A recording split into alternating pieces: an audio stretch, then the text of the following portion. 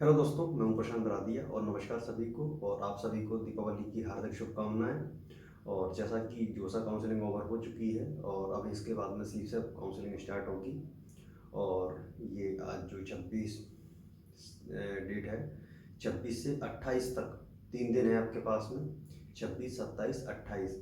तो इसमें आपको क्या करना है कि रजिस्ट्रेशन और चॉइस फिलिंग, ये 3 दिन का टाइम रहेगा आपके पास में सीसेप के लिए, रजिस्ट्रेशन और चॉइस फिलिंग के लिए। ठीक है। जो कि 25 अक्टूबर को जो वैकेंट सीट्स जो कि लिस्ट जो आने वाली थी, लेकिन वो डिले हुई है।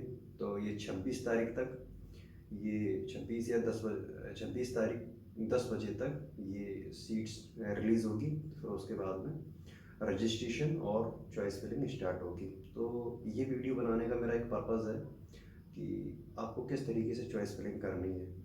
तो उसमें हर इस चीज़ का ध्यान ज़्यादा रखना है कि जो भी हमें, जैसे मान लीजिए कोई कैंडिडेट है जिन्हें जोसा में कोई प्रेफरेंसेस अलॉट हुई है, तो उन्हें किस तरीके से चॉइस फिलिंग करनी है। तो उसके बारे में थोड़ा सा बता देता हूँ मैं कि आपको जैसे मान लीजिए जोसा में कोई प्रेफरेंसेस अलॉट हुई है, तो उस प्रेफरेंसेस को रखना कोई ऐसा नहीं है कि उस प्रेफरेंसेस को रख के हमें ले जाना पड़ेगा सीसेप काउंसलिंग में। ऐसा कोई ज़रूरी नहीं है, लेकिन उसमें जो तरीका आपको अपनाना है कि किस तरीके से आपको प्रेफरेंस रखनी है उसमें। तो उसमें आपका ये तरीका होना चाहिए कि आपने जोसा में जो भी प्रेफरेंसेस रखी थी, तो उन प्रेफरेंसेस के ऊपर जो भी प्रेफरेंसेस थी, तो उन प्रेफरेंसेस को आप लेके जाइए उसमें। ठीक है।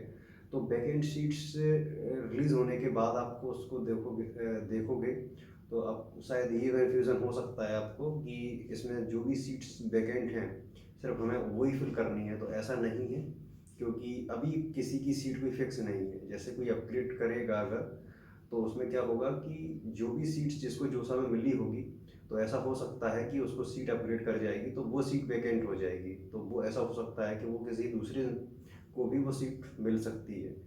तो इसमें ऐसा है कि जो भी सीट वैकेंट है सिर्फ उनके लिए ही काउंसलिंग नहीं है। ठीक है। तो जितनी भी जोसा में जो भी प्रेफरेंसेस थी, लेकिन सिर्फ एक सिस्टम यहाँ पे चेंज है कि जो भी जोसा में सारे आईआईटीज भी थे, लेकिन इसमें सारे एनआईटी सिस्टम होगा। एनआईटी सिस्टम में एनआईटीज होंगे, ट्रिपल आईटीज और जीएफटीआई। तो ये जो काउंसलिंग है वो सिर्फ एनआईटी सिस्टम के लिए है।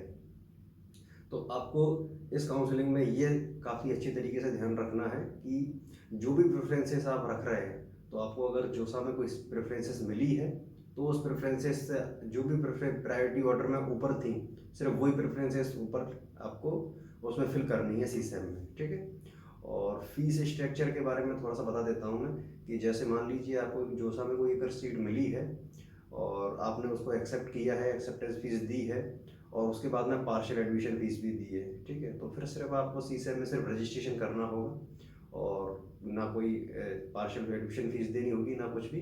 ठीक है। और अगर आपको कोई सीट मिलती है, ठीक है, तो फिर उसके बाद में सीट एक्सेप्टेंस फीस भी नहीं देनी है आपको।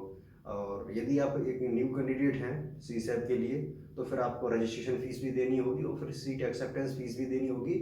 और फिर उस हिसाब से फिर डॉक्यूमेंट्स भी आपको सबमिट करने होंगे। तो ये दोनों प्रोसेस हैं। ठीक है। तो इनके बारे में थोड़ा सा ध्यान रखें आप। और इससे रिलेटेड अगर कोई भी और भी डाउट है तो आप कमेंट कर सकते हैं। ठीक है। मेरा कॉन्टैक्ट नंबर भी मेंशन है, तो मुझे कोई अगर अगर अर्जेंट आपको कोई काम है तो मुझे कॉल भी कर सकते हैं। ठीक है। धन्यवाद।